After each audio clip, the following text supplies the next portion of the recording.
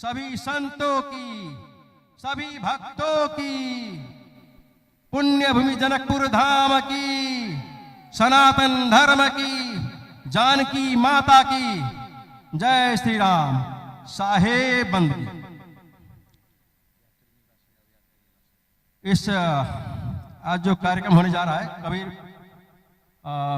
एक दिवसीय विराट संत समागम, इस कार्यक्रम के अध्यक्षता कर रहे हैं जो कबीर मूल ज्ञान सेवा समाज के अध्यक्ष भी हैं श्री जीवन किशोर शाह जी।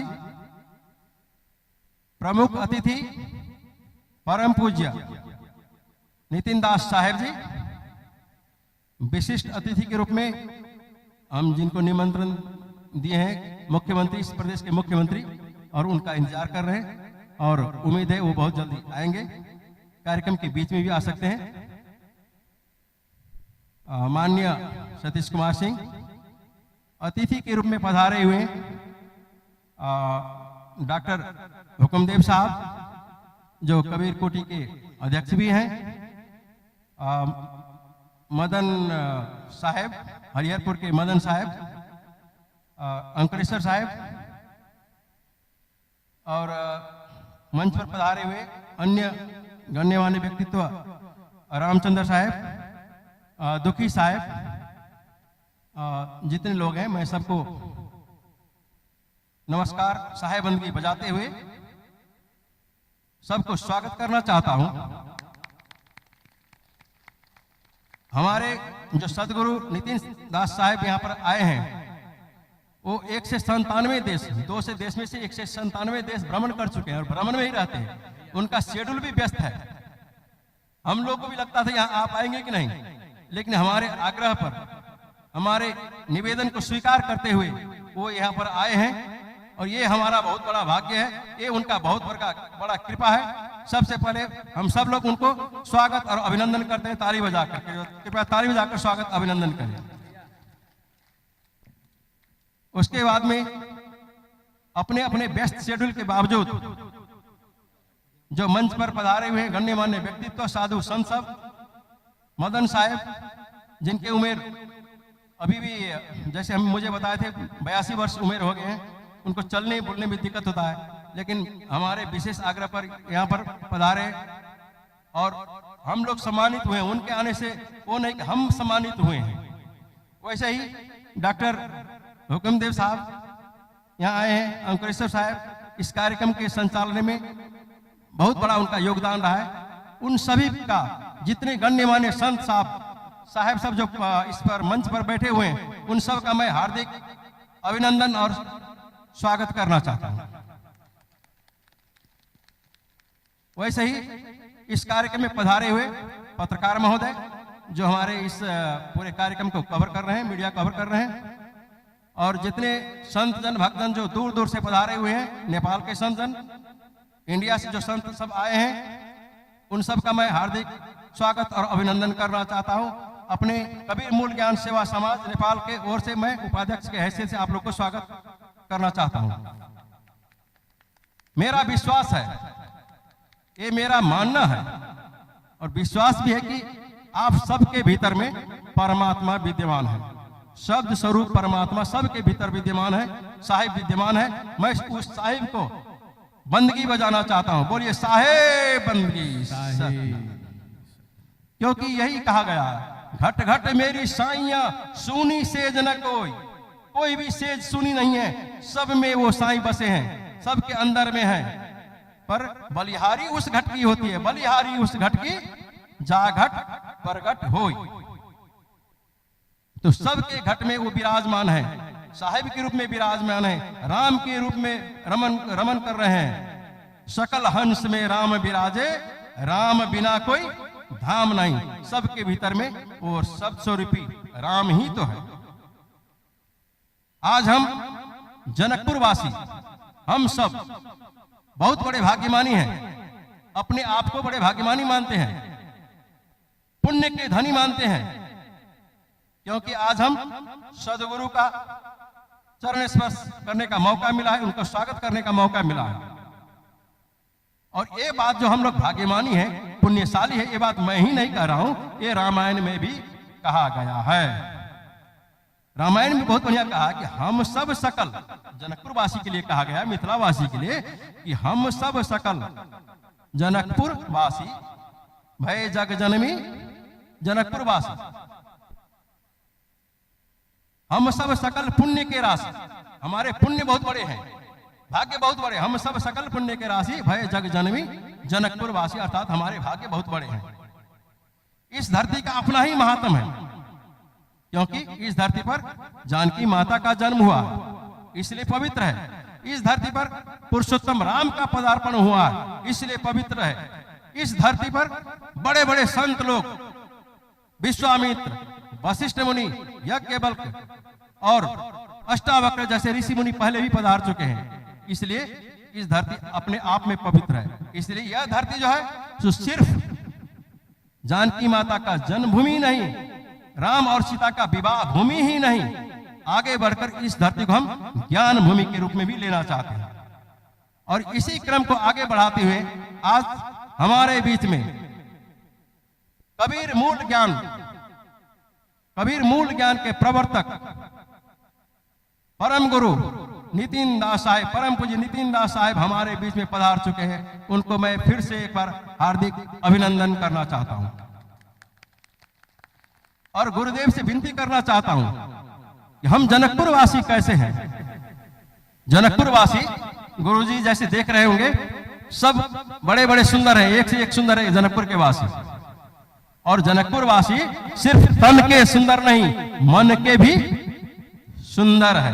तन से ही नहीं, मन से भी सुंदर है। इसलिए कहा गया कि पुर नर नारी, रामायण में कहा गया है पुर नर नारी सुभग सुचि संता। सुभग का अर्थ क्या होता है? पुर का मतलब जनकपुर के लिए कहा गया, मिथिला के लिए कहा गया।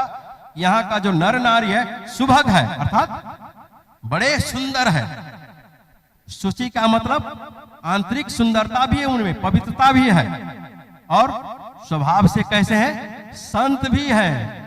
पुर नर नारी सुभग सुचि संता। इतना ही नहीं, धर्मशील है, उनका आचरण धार्मिक होता है, और ज्ञानी भी है, गुणी भी है। तो मुझे विश्वास भी है कि आप लोग में विवेक है, ज्ञान है, और इस जगह पर आकर मैं आप लोग से अनुरोध करना चाहता हूं, विशेष अनुरोध करना चाहता हूं कि यहां पर जितने भी आप लोग पधारे हुए हैं, आत्मीय बंधु जितने भी पधार चुके हैं, यहां पर आए हैं, और जो सुन रहे हैं दूर दूर से, उनसे मैं हार्दिक अनुरोध करना चाहता हूं कि आप लोग अपने आग्रह से, पूर्वाग्रह से थोड़ी दूर हटकर, थोड़ी ऊपर उठकर गुरुदेव का जो वचन प्रवचन होने वाला है उनको ध्यान पूर्वक सुनिए। ध्यान पूर्वक सुनेंगे, बहुत कुछ मिलेगा, और होगा आपका जीवन भी पार लग जाएगा, जीवन का नैया ही पार लग जाएगा। क्योंकि खेवटिया सतगुरु सही जो क्षण में लगाए पार, उनको हमको उस पार भेजने के लिए एक क्षण भी नहीं लगेगा। आप थोड़ा विवेक प्रयोग कीजिए, ध्यान से उनका प्रवचन सुनने का कोशिश कीजिए।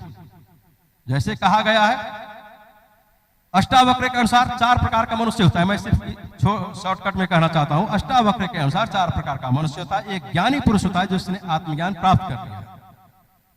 दूसरे ऐसे पुरुष होते हैं जिसको मूढ़ कहा गया। मूढ़ का मतलब जो सत्संग सुनेगा नहीं, सुनेगा तो समझेगा नहीं, समझेगा तो फिर या तो विवाद करेगा, या तो सो जाएगा, या तो उठकर भाग जाएगा। ऐसे भी होते हैं जिसको मूढ़ कहा गया, उसको कुछ समझ में ही नहीं आता, कितना भी समझाओ बात वहीं का वहीं। तीसरे प्राणी जो है जिसको अज्ञानी कहा गया, तीसरे मनुष्य, हम लोग उस मूढ़ कैटेगरी में नहीं है, लेकिन अज्ञानी है। शास्त्री भी कहता है हम सब अज्ञानी ही हैं। अब अज्ञानी क्यों कह रहे हैं? आप सोचेंगे अरे मैं तो पढ़ा लिखा हूं, मैं एमए पढ़ा हुआ, मैं पीएचडी हूं, मैं इंजीनियर हूं, मैं डॉक्टर हूं, मुझे क्यों ये अज्ञानी कह रहा है? मैं सिर्फ एग्जाम्पल देना चाहता हूं। पीएचडी किया हुआ भी आदमी, उनको यदि नशा पिला दो कसकर, ऐसे नशा पिला दो कि उसको होश ना रह जाए, और उस समय जो एक्ट करेगा, जो परफॉर्मेंस देगा वहां पर इधर उधर, उसका कैसा लगेगा कि पढ़ा लिखा आदमी है कि नहीं? कोई नहीं मानेगा, क्योंकि उसका जो बर्ताव जो रहेगा पढ़ा लिखा जैसा नहीं रहेगा। और हम लोग भी वैसे ही तो नशे में तो है।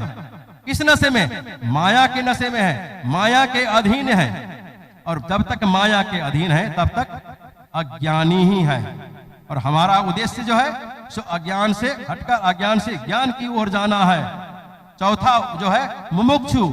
मुमुक्षु का मतलब होता है जो है तो अज्ञानी, लेकिन वो खोज खबर करता है, कहाँ सत्संग हो रहा है, कहाँ गुरु के पास में जाना चाहिए, मुझे मुक्ति कैसे मिलेगा, मैं इस संसार में क्यों हूँ, मुझे क्या करना चाहिए, क्या करने से मैं आगे बढ़ सकता हूँ, मेरा नैया पार हो सकता है, मैं इस भव से पार हो सकता हूँ। जो खोज करता है उसको कहा जाता है मुमुक्षु कहा जाता है।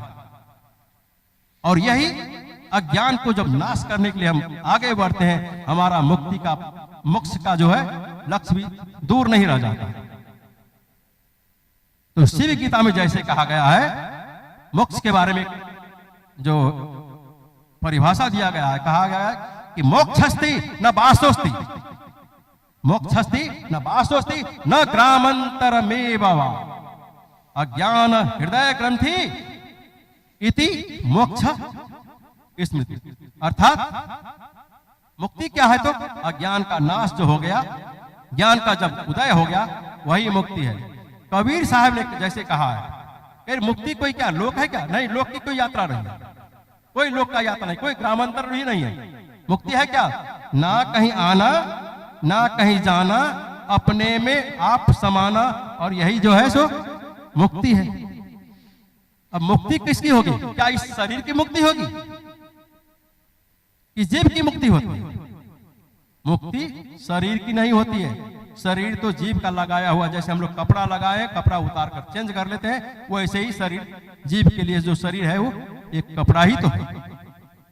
मुक्ति इसका होता है तो जीव का होता है, शरीर का नहीं होता। लेकिन प्रॉब्लम क्या है कि हम लोग अपने आप को शरीर मान लेते हैं, वहीं से प्रॉब्लम शुरू हो जाता है। जब शरीर मान लिया तो शरीर से नाते को भी अपने मान लिया, शरीर की जो फैसिलिटी है उसको अपने मान लिया। इसीलिए कहा गया कि शरीर को भी अपने मान लेना, शरीर को मैं मानना पाप है। और ये सिर्फ पाप नहीं, पाप का भी पाप है, क्योंकि वहीं से सब कुछ शुरू हो जाता है। थोड़ा समय का अभाव के कारण से छोटा करने के लिए कहा गया है, मैं अब शॉर्टकट करना चाहता हूं। तो जीव का जैसे परिभाषा क्या है? तो जीव वही जो जुग जुग जीवे, उत्पत्ति प्रलय माही, देह धरे भरवे 84 कभू निर्भय नाही। जीव किसको कहा गया? जो उसका मुक्ति नहीं होता है।